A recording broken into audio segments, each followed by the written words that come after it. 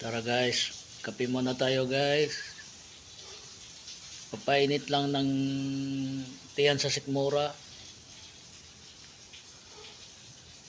Kasi maaga pa ngayon guys, kaya kape muna tayo. Nagtapad ng mga kapihan namin dito guys. Oh. Nagtapad na, pinapalamig na lang namin yung kape kasi mainit pa. Maya maya inumin na namin yan guys. Magkape muna tayo guys. Maaga pa naman, mga 6:30 pa lang eh. Kaya painit muna kami ng sikmura namin kasi maaga kami gumising guys. Naglaba kasi kami.